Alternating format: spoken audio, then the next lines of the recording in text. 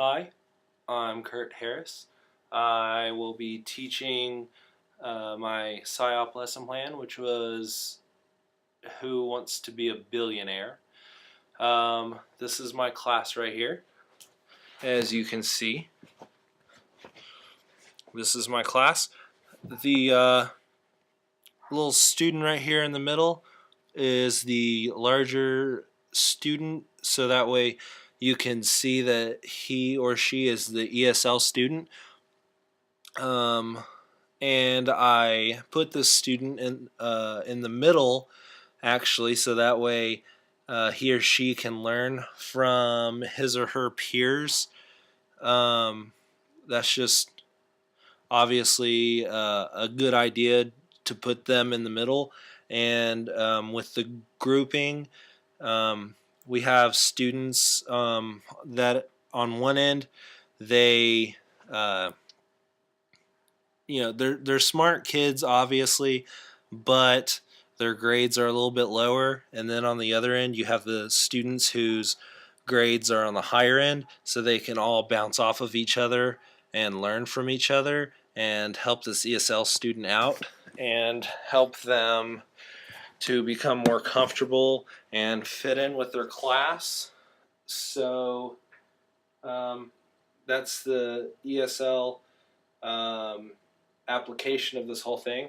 But what we'll be doing today is learning about being a billionaire using greater than, less than, or equal to. Do y'all know what greater than, less than, or equal to means? And then they'll answer.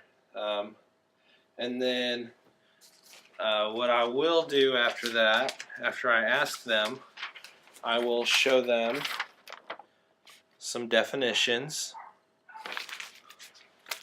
and I will put up the word greater than on the board,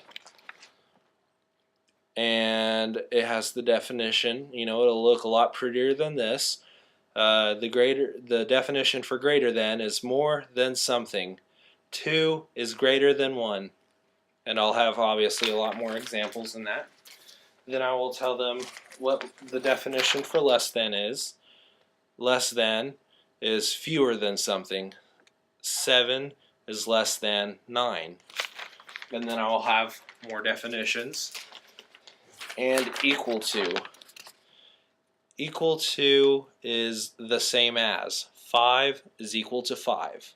And I will have them write more definitions. And all of this stuff is going to go in their notebook that they'll write down, and I'll keep track of, and I'll assess it either throughout the day or throughout the 6 weeks.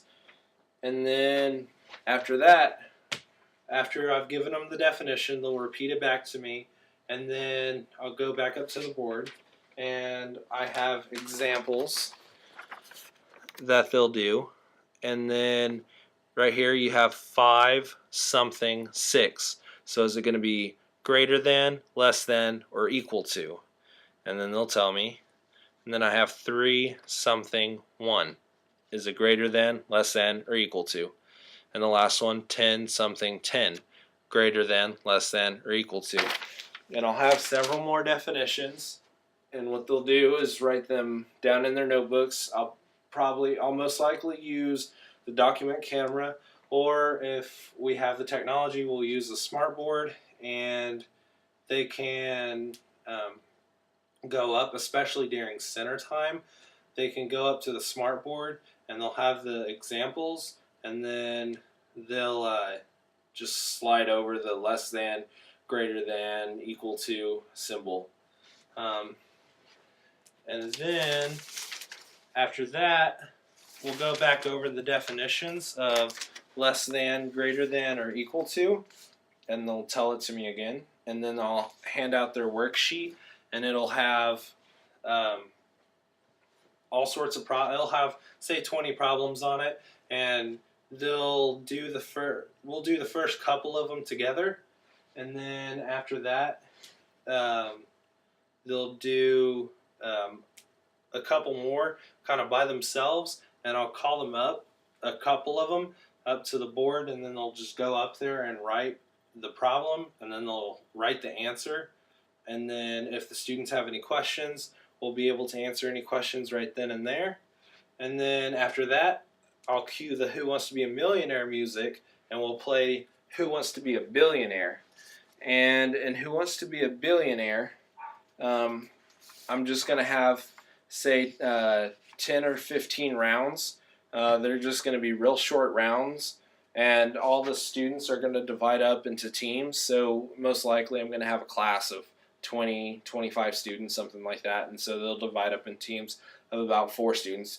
They'll be sitting at their tables, so if there's 6 tables, they'll just be with all their table mates. And then I'm going to write down problems on the board. So say 6 something 7, and then the students will write down comparing numbers anywhere from 1 to 1 billion. They'll also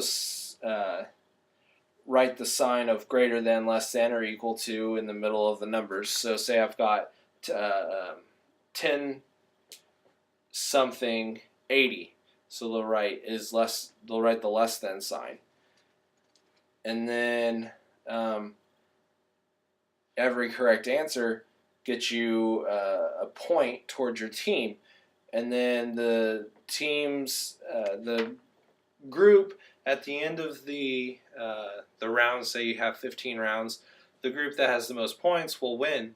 Most likely they'll win extra time, like towards recess, or extra time on the computer, or something that's going to be educational. And then after that, I'm going to have the students do the definitions again. They're going to tell me what greater than, less than, or equal to means. And then, just to assess their knowledge and understanding of what we just talked about. And then after that, they'll be given their homework, and it'll be probably just to finish the rest of the assignment, or the worksheet if they didn't finish it. And if they did finish it, if I see that everything's going really good, then most likely we'll have our math book, and I can assign a couple more things out of the math book. So in essence, that is how everything would go down. Unfortunately, I don't have the classroom or the students to teach this, but the lesson, most likely, it could take 40 minutes, it could take up to an hour. So, and then with the ESL student, I'm going to make sure that he or she is understanding everything. And aside from me trying to figure out if that student is understanding anything, like with my own assessment, just one-on-one, the student will be able to bounce off of the other students in his or her group. So that was my lesson for Who Wants to Be a Billionaire.